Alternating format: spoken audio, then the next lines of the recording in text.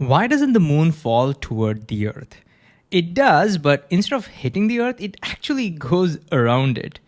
And similarly, the Earth and all the other planets, asteroids, and comets, they're all constantly falling towards the sun. But instead of going straight in, they keep going around it.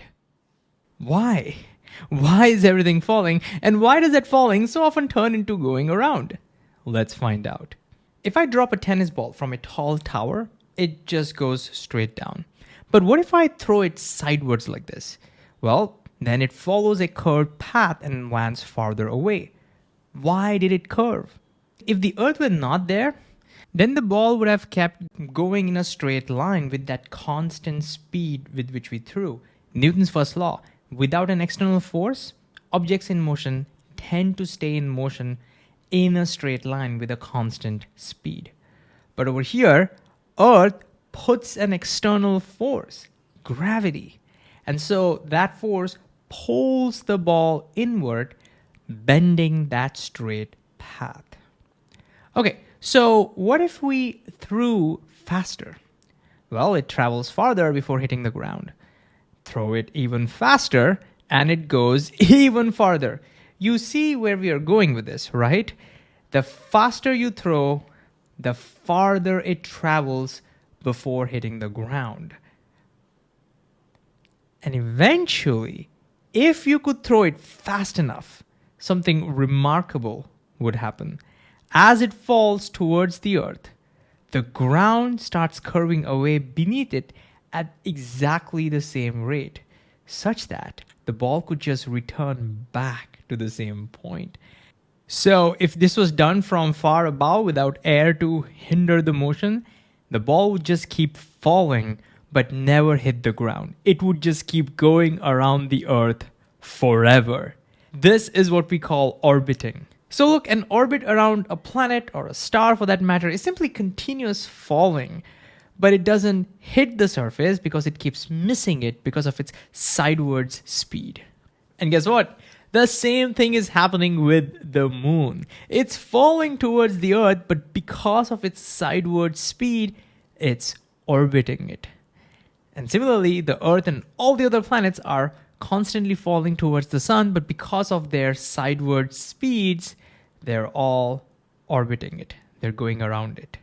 But wait, where did they get their sideward speed from? Well, to answer that, we need to go back to how the solar system formed. Billions of years ago, the solar system was a huge cloud of spinning gas and dust. They all pulled on each other and began to clump together, and eventually enough material collected near the center to form our sun. And the rest of the material, which was already moving around the forming sun, they clumped together to form planets, asteroids, and comets, all having sideward speed from that initial spinning cloud.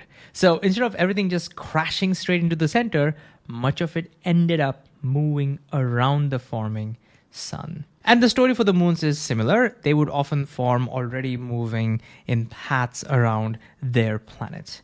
Although our moon seems to be a special case over here. We think that a long time ago, a massive object might have crashed into the Earth, and that's how our moon was formed. So look, it's actually very unlikely for celestial bodies to not have any sideways motion. And that's why most naturally formed systems, like our solar system, have planets going around the star and moons going around the planets. So wait, is everything going in perfect circles? No. Why not? To orbit in perfect circles, you need just the right speed and direction so that gravity is always right angles to the motion. But it's highly unlikely for randomly moving gas and dust clumps to happen to just have the right speed and direction, right? So they don't. Okay, so what happens when you don't have the right speed or the direction needed for circular orbits? Then the path gets stretched out and becomes a squished circle. We call this an ellipse. And the sun is no longer at the center, but at a special point called the focus. But wait, what exactly is an ellipse and what's a focus? If you tie a string around two thumbtacks and use a pen to trace a shape, keeping the string taut, then the shape that you trace, that by definition is an ellipse. And if you keep those thumbtacks farther away, look, that ellipse gets more squished. It gets more elliptical. And if the thumbtacks are closer, look, the ellipse gets more circular. Okay, each thumbtack position is called the focus. So focus is singular, foci is plural. So the location of the foci decide how squished your ellipse is. If they're farther apart, more squished, more elliptical. If they're closer, it's more circular. And in the special case, when the two foci are exactly at the same point, we get a circle. So look, a circle is actually a special case of ellipse where the two foci are exactly at the same point. Anyways, the key idea over here is, in general, the orbit of a planet around the sun is elliptical, with sun at one of the foci. Johannes Kepler was the first person to actually show this. He was the first person to show that planets actually go around the sun in elliptical paths, with sun always at one of the foci. By the way, the same thing holds for any orbiting system. So even if you consider moons going around the planet, the story is the same. The orbits are in general are elliptical, and this time the planet would be at one of the foci. Anyways, because of this, planets are sometimes closer to the sun and sometimes farther away. And I used to wrongly think that this was the reason for the seasons on Earth. I mean, I used to think that when the Earth is very close to the sun, it would be hotter, so we would experience summer. And when it's farther away, it would be colder, so we would experience winter.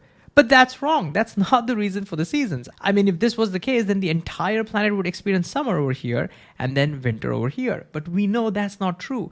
When the northern hemisphere experiences summer, the southern hemisphere experiences winter, and vice versa. And more importantly, Earth's orbit around the sun is actually very circular. It's not a perfect circle, but the distance between the two foci is so small that it's almost circular. And therefore, as it moves along the orbit, its distance from the sun doesn't vary that much. The seasons have something to do with the Earth's axial tilt. And if you want to dig deeper, you can watch our video on the seasons for that. But anyways, if you consider objects like comets, their orbits can be highly elliptical. So they come very close to the sun and go very far away. So what happens to the speed of, say, a comet as it is moving along a highly elliptical orbit? When an object like a comet, for example, moves closer to the sun, it's like a ball falling towards the ground. Gravity pretty much pulls it in the same direction it's already moving. So the comet speeds up, it gets faster.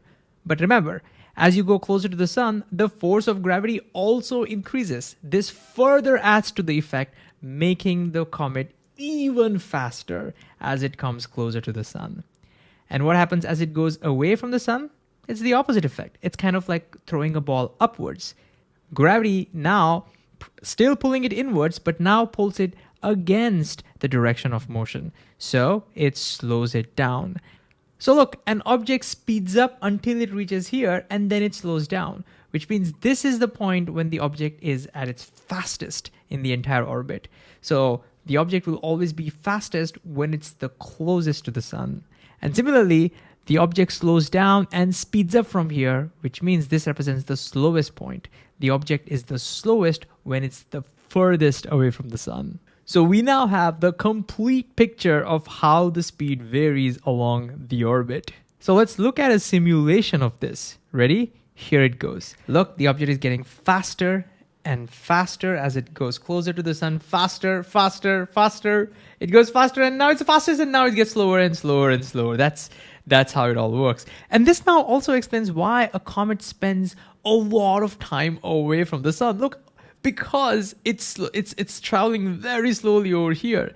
And this explains why comets like, say, Halley's Comet, you can only see it for a couple of months in the sky, and then, it's gone for the next 76 years or so.